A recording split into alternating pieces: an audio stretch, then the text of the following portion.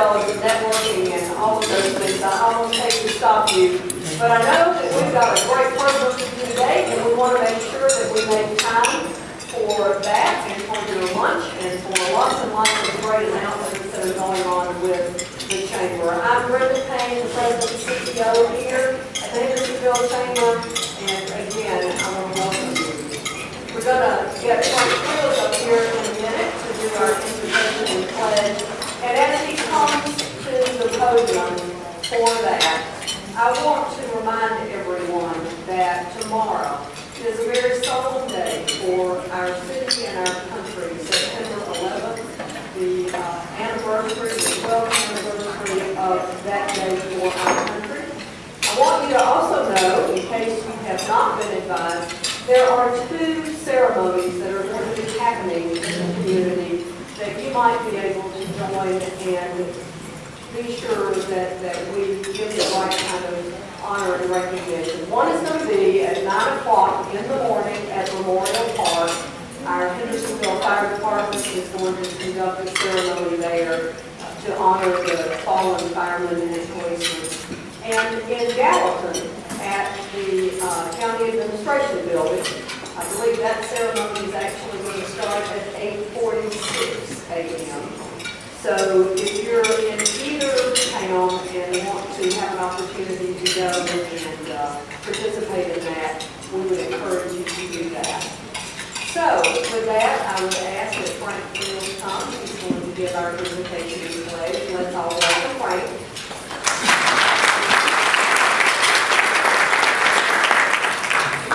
Can I ask you to stand? We're going to stand and pray. I've been asked to just give us a moment of silence as we kind of remember the solemn occasion, 9/11/2001. And so let's just have a moment of silence, and then I'll close us out in prayer.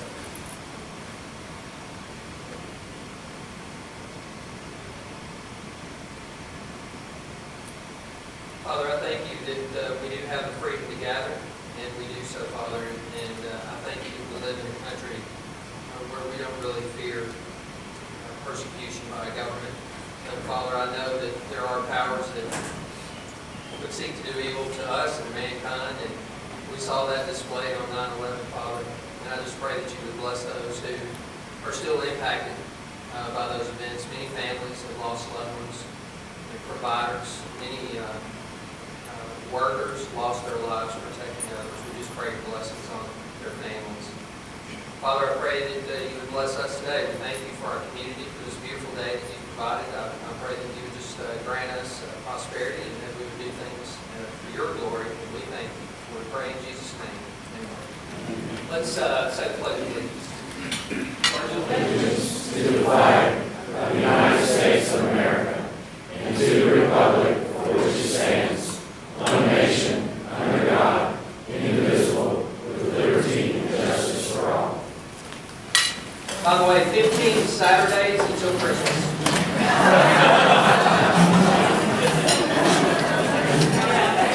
Frank must be selling money for Christmas. I understand that there is actually a correction to something I just told you. The Gallatin ceremony is actually at City Hall, not at the County Administration Office. So I wanted to make sure that you had that information. And then before I ask Lisa Myers to come up, I would like to ask any person in this room who has served with the armed forces, who might be serving actively today or who have ever served, if you would stand so that we could recognize you.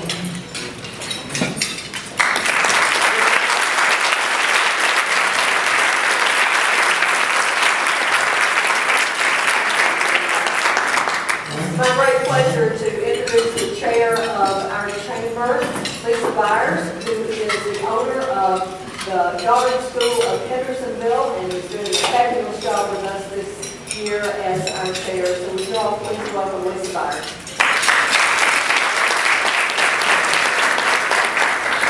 Good afternoon. Thank you, Brenda, for that introduction.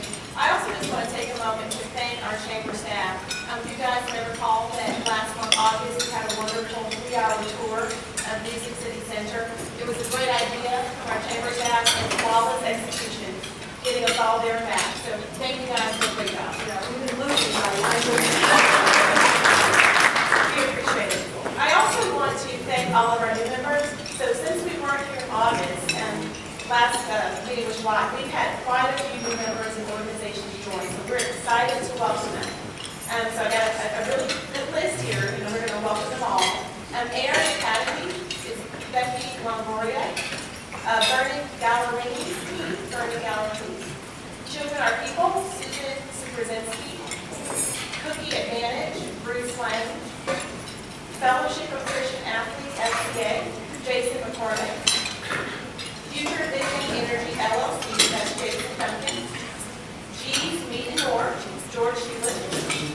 Hendersonville Dental Care, Christopher Schramber, CDS, Kelsey Stephan. Hughes Edwards Builders, Brian Edwards. Interventional Pain Center, Yvonne Harwitz. James P. Hawkins, Attorney at Law, Jim Hawkins.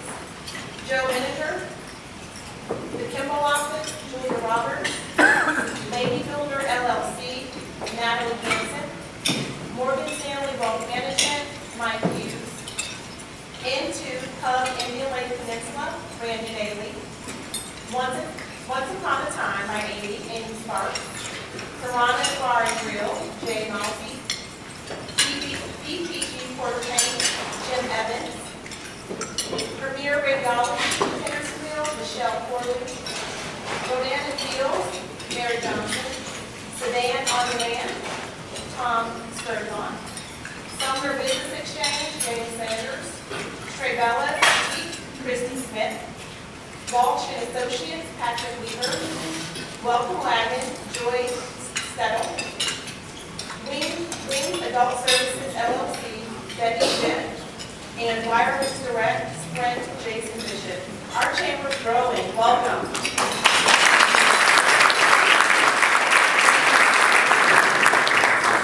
I would now like to recognize our elected officials who are present today. If all of our elected officials could please stand.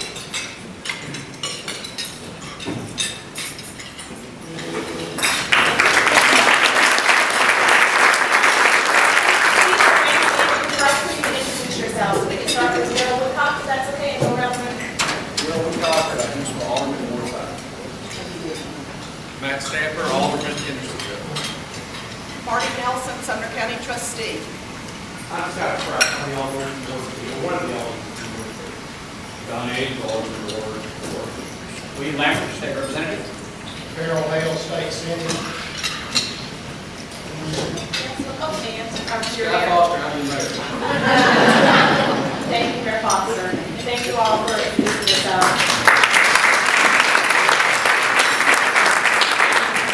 And now, I'd like to have Gina Scott, our chair-elect, come to introduce our speaker for this afternoon.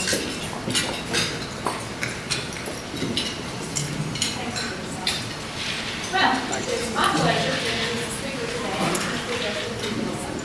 In January this year, Mr. Wilson was elected to his third term as Tennessee's 34th Congressman. Prior to that, he was in the law department with Walter Ransom, George Davis. And he has also served as the Commissioner of the Department of Environment and Conservation and as Deputy to the Governor for Policy under our former Governor Don Sumptis. Mr. Wilson is a graduate of Stanford University, Vanderbilt University School of Law, and New York University. He's also an adjunct professor at Vanderbilt Law School. He, most importantly, is married with 4 children, and I just learned this morning that he has 2 grandchildren and 1 on the way, very quickly on the way up. Well, so thanks very much.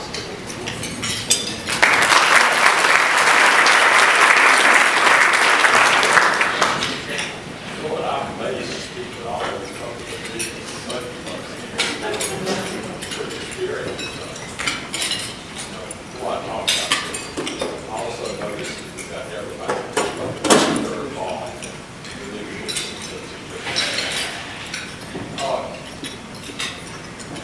One of your representatives is William Lambert. And let me say, no, they would prefer not to hear. It's much easier not to have. let me just say a couple of things about heading to the Shirley Assembly this year. And I don't know in your own lives, there are usually small groups of people that you know that on certain topics that you tend to rely on, tend to be knowledgeable and expert on that. And that's the way it is. And you would expect, it would be no surprise to you that, you know, a prosecutor, assistant district attorney, should be naturally in a group that you would have in criminal justice. You would be a little surprised that after the first year, but getting out of yourself is not enormously surprising, although it's really unusual.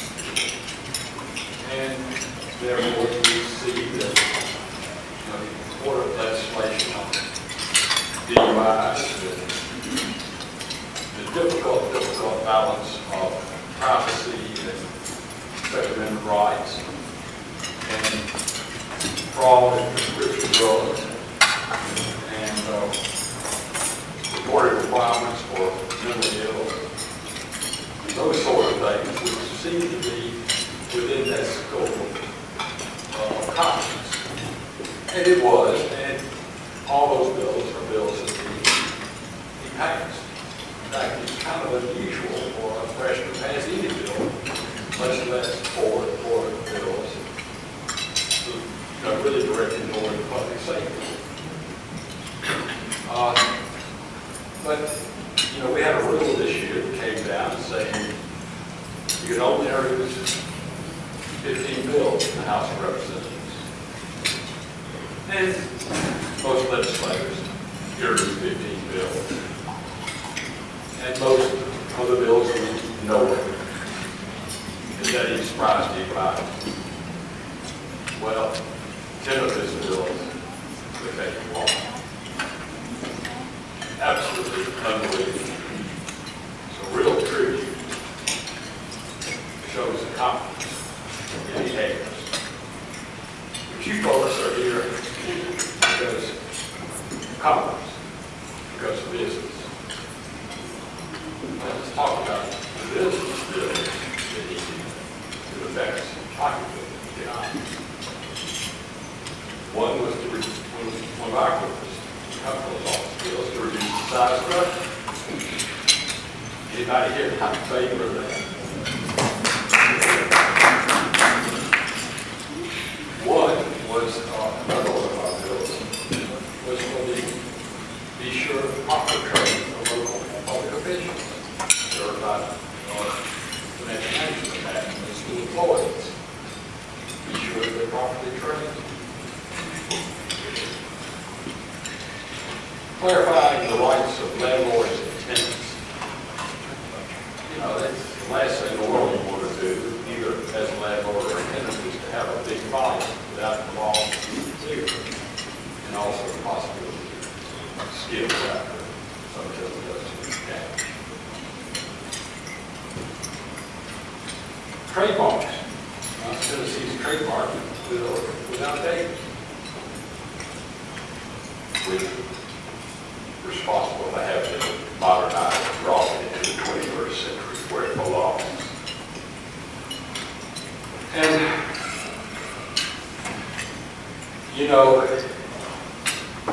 in business and utilities, he managed to get on attribute, which is, for a freshman, very unusual.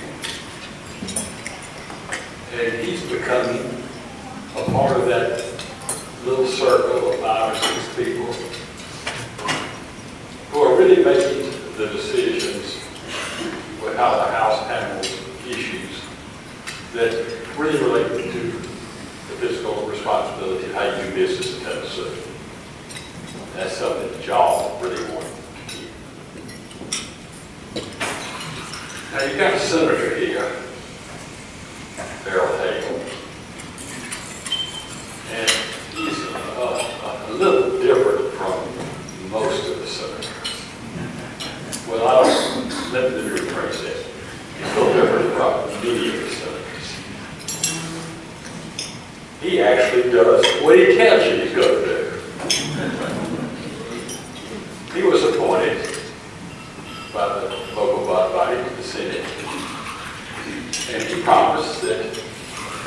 he wouldn't run in a special election. He kept the promise. He waited until the next election came around. He did exactly what he said. And then we have this little game down at National, and it really is a game. Let's see how much money you get out of the legislature, how much money you get out of taxpayers' pockets. And we call it per diem. And we have folks who live in outside of the Capitol, get their travel expenses and get them. Well, he made a promise. First bill that he would introduce would be to deal with this. And as you can imagine, the vested interest in that was not small. Well, you know, we asked him to carry one of our bills. He said he'd be pleased to do so, and he did. But he said only if I can introduce my bill on per diem first. He did. One of the first bills passed in the General Assembly. The sort of honesty in government that we all want and should be proud of. This person's term passed 12 bills. That's a lot. That's really impressive. You know, I don't know what, and what's more important than that is some of those bills were good for the taxpayers. And two of our bills, and surprisingly, they were to reduce the size of government. I think we all want to know that.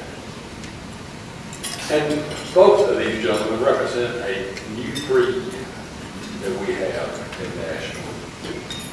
And it's a breed I believe that you would like. It's really dedicated to a type of government that's designed to allow you to have your own lives. Let me talk about what they did.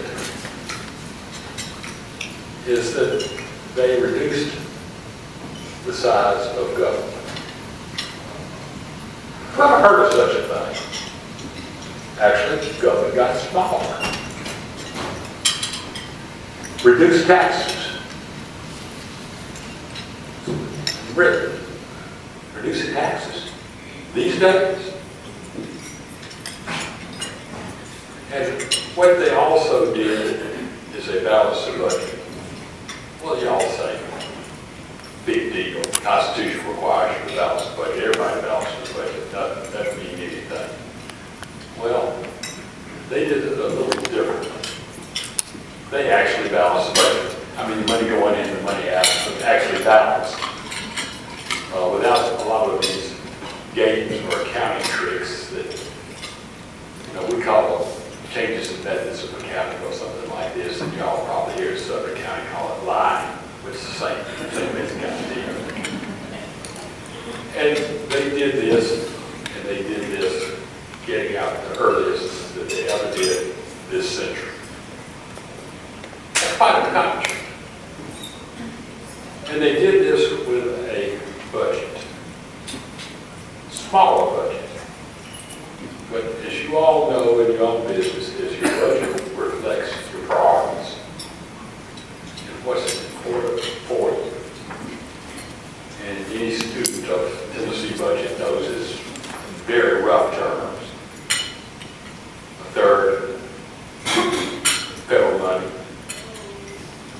third tax money that comes out of your pockets, third other income variety of sources of these expenses, tuition, all that sort of stuff, all those through. And it probably is of no surprise to anyone that the bulk of the federal money was on medical care. That reflects priorities set in Washington. That's no surprise. But in Tennessee, different from most other states in the country, and I can keep up, you know, all this is my job. We actually increased the amount of money for education, while most states reduced the amount of education, and we reduced our overall spending. So think what that means.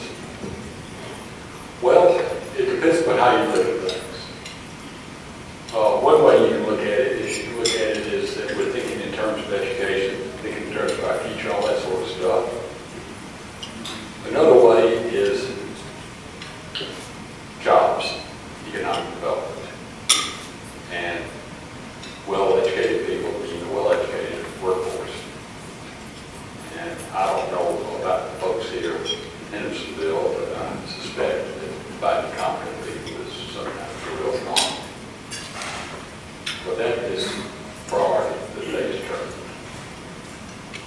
Let's talk a little bit about some of the other things. Tennessee is depending on how you count, everybody got different way to count. It's 49th or 50th in taxes, state taxes in the country. So we're a low tax state. Decision. And so you have to agree with it, you can have other decisions.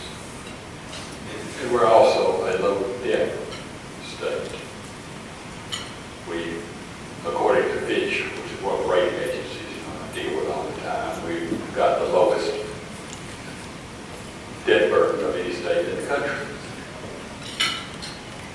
And one thing that, I don't know whether Tennessee is unique on this because I haven't seen the analysis from all the other states, although we may well be the only state, is that the so-called general obligation of the state debt actually decreased last year. Ever heard of such a thing? Remarkable and very powerful. And we did this in the year that we put another $100 million in the so-called rainy day fund that, dealing with those bad times that may come up. Which is kind of like it. You folks from Gallatin, you know that Senator Farrell was able to get through legislation allowing a rainy day fund in the city of Gallatin up to 20%, which is a wonderful way to low management.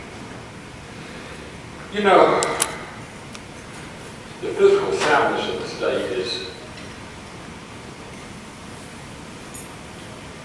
one of my responsibilities. And I talk with my contemporaries, from the other states all across the country. And there are only about 4 or 5 other persons in my position, and we have different names in every state, can say this, is that I feel very comfortable that the state of Tennessee can and will meet its obligations and will have open operating government that provides essential services to its citizens under almost any sort of circumstances that we can imagine, other than perhaps losing a war or invading or something like that. And there's not many people who could say that. That is a powerful tribute to the state. Now, I've said a lot here, and I could go on and talk about our audit and some of the great fraud cases we've found. Some of them were fun. And some of the ways that we used the money that they've used money with to get your interest. But let me just pass on what I've learned, much to my surprise since I came to this office, that the number of public officials, and that's why I was very pleased to see how many were here, the honesty of Tennessee public officials is, I'm very comfortable and pleased with it. And I absolutely believe that most public officials in Tennessee are absolutely determined to do a good job for their citizens the best they know how. And that's why we're so aggressive in talking about it, following any possible abuse that we see. Now, having said this, what I think I'll do is understand you have questions, and I'll open up the floor to questions about anything you want, and you all get to see a wonderful dancing act because I'm splendid at dodging questions. Yes, sir. Mr. Wilson, one of the significant financial obligations of the state is Tennessee Consolidated Retirement System. The private sector moved away from defined benefit plans towards defined contribution plans back in the 80s, but many states have not. I understand that the state of Tennessee is making some changes in that regard. I'd like you to share some of that information with us. Okay, let's talk about this a little bit. Anybody here either are or have a teacher or a state employee or in their families? Rest assured, pension will be paid. Tennessee's pension is one of the best funded in the country. Probably, depending on that, it's got actuarial figures, but it's about 92, 93% funded. So the Tennessee General Assembly has, every year since 1972, fully funded the so-called R, annual required contribution, to ensure that it is funded. So if you've got the existing state pension, or you have a family member who is registered, it will be paid, and not many other states say that. But I don't know how much many of you people know. You obviously know a lot about it. Some people may not know a whole lot about it. So-called post-employment benefits, and particularly retirement benefits. And they are a time bomb. And one of the things they have is so-called defined benefit plans, which the Tennessee existing plan is, that assures you a certain benefit at a certain time. But to get this, you make all sorts of actuarial assumptions, and I can go into all sorts of details about this.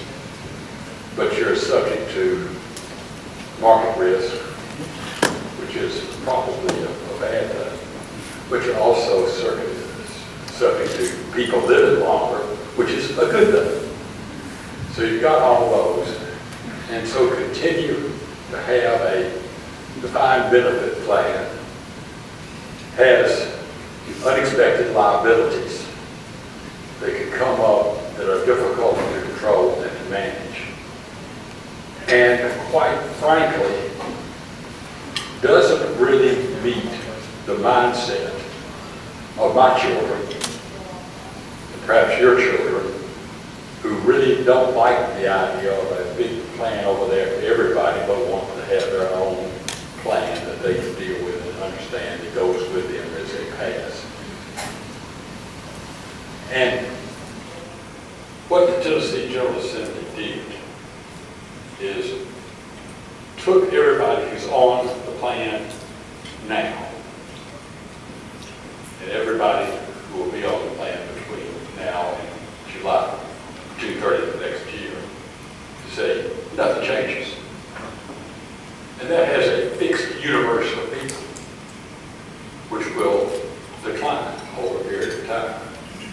And we can fix the cost and the cost for that, and we can manage it. Right now, we're in good shape. We don't know what will happen in the future. It's just okay.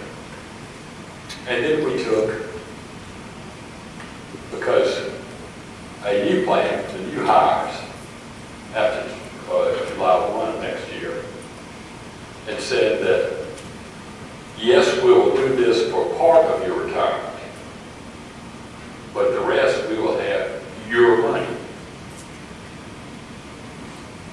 And we also guaranteed that in the past what we did is we contributed in bad years and we didn't contribute in good years because the markets went up and didn't need to contribute.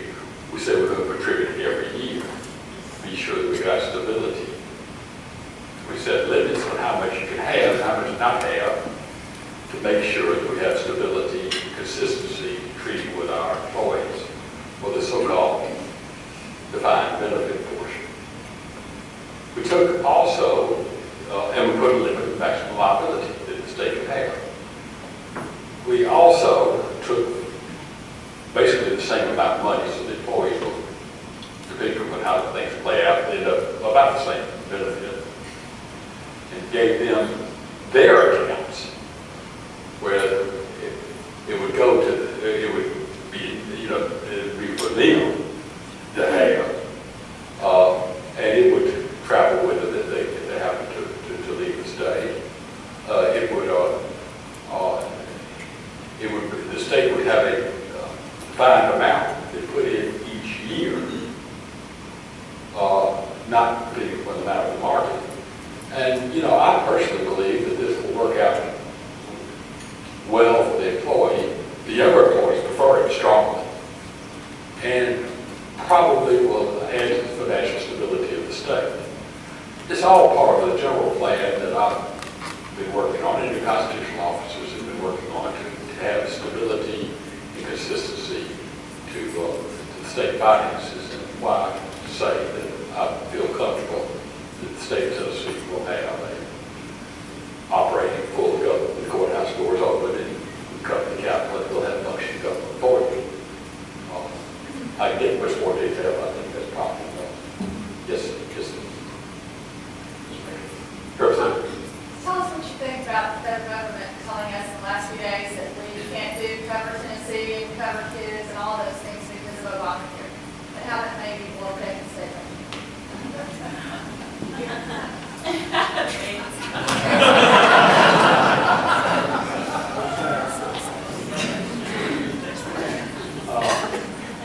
I will say what I think. It's not, you know, it doesn't matter. I think it's just fair to talk about what it does to the state budget.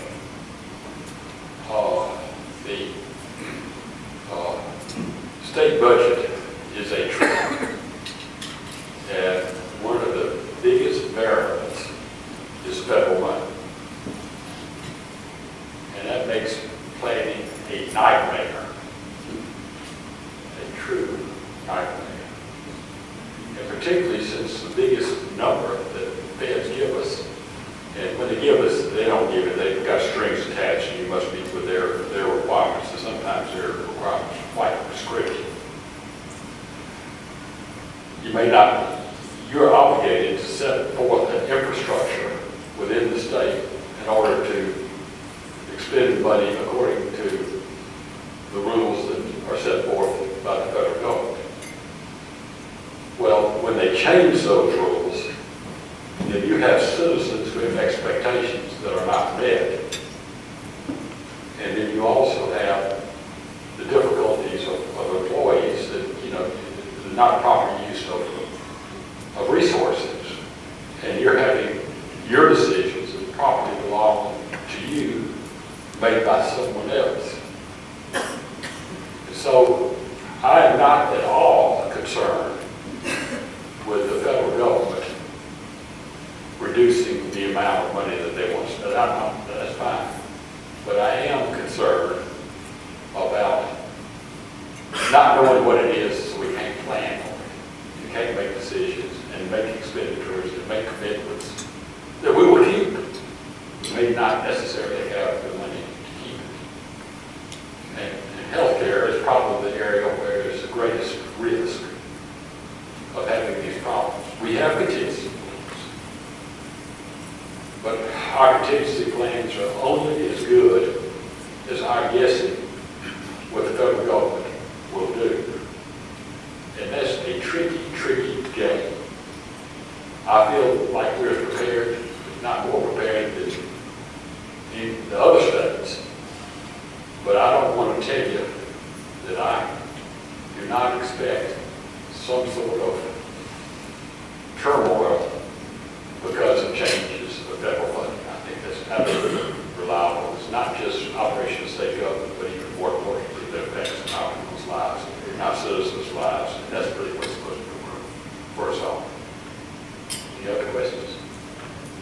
Was I that clear about everything? Okay. Well, thank you all. Appreciate it. Thank you.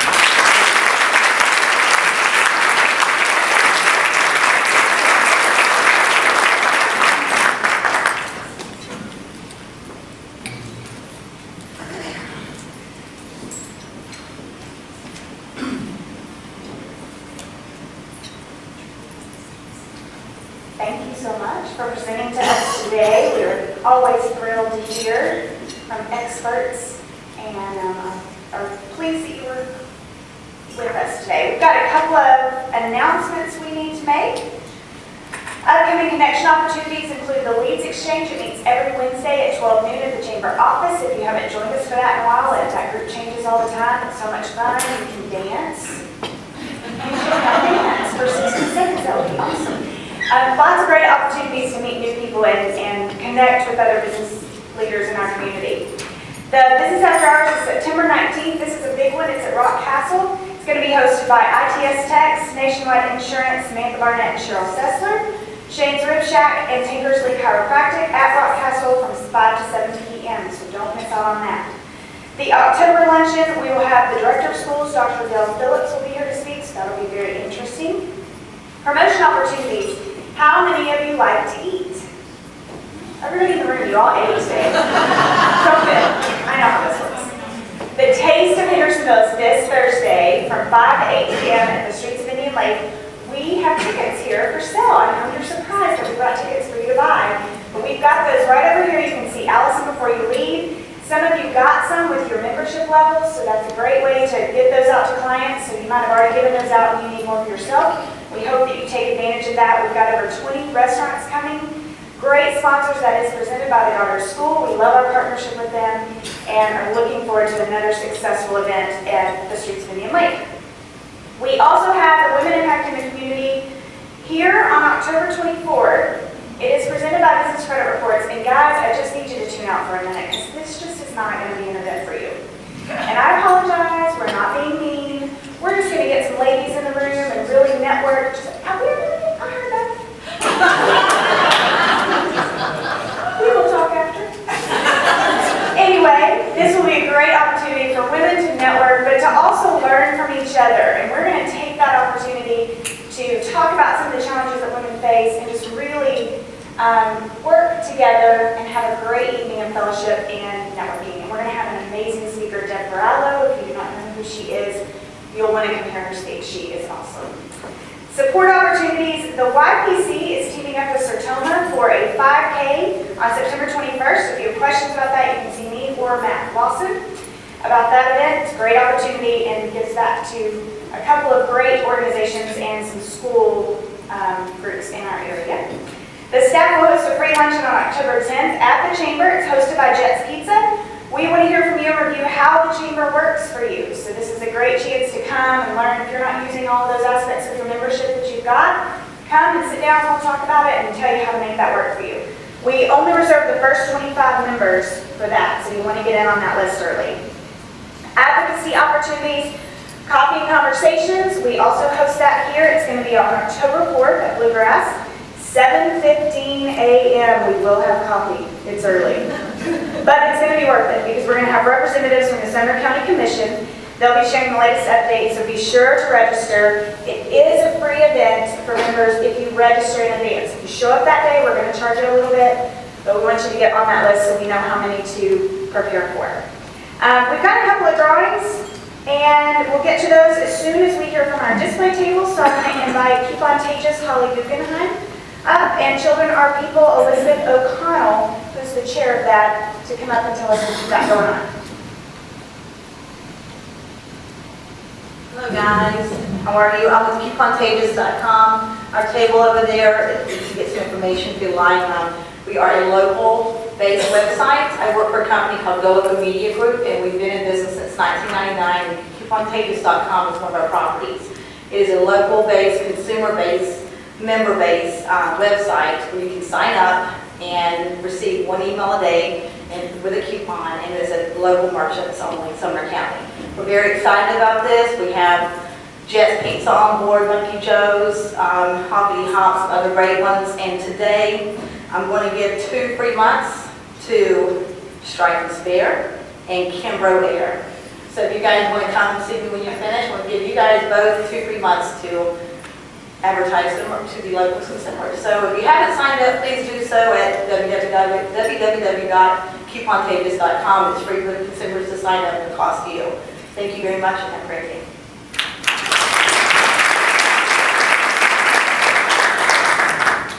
Hey, I'm Elizabeth O'Connell, and I am proud to be in front of you all today as a representative of Children Are People and out of Gallatin. I think I'm in front of the right group with the eaters and dancers in the room, because I want to tell you just 2 things. I want to tell you about CAP, if you don't know about Children Are People, and Mr. Fred Bailey, and I want to invite you to an upcoming party. So, Children Are People, an amazing organization that was founded by Fred Bailey in 2000. He identified at-risk kids in Sumner County, and it's a great after-school program that provides tutoring, mentoring, enrichment programs, everything. And we do this with zero money from the government. So we are totally dependent on you all as volunteers in Sumner counties and your businesses. So we really need your help for those programs, the teachers, the enrichment programs, all of our field trips, the money just for the bus to go from the schools to the center, and we need your help. So what a better way to do that than come to a party to celebrate, I didn't mention, we are Reader's Choice Best Nonprofit in Sumner County, 2 years in a row. So for 2012,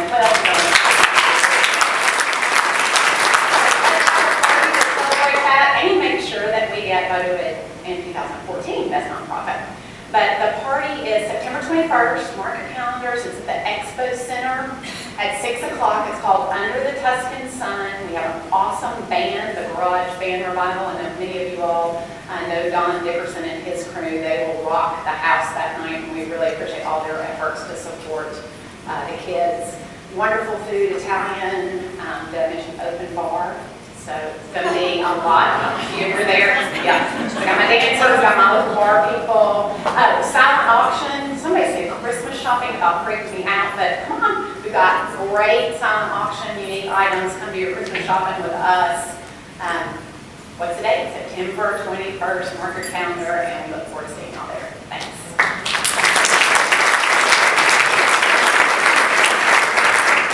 They always give me all this great stuff to talk about, and I totally miss giving you your thank you. We have you 4 tickets to the Taste of Hendersonville, so we hope you're able to join us.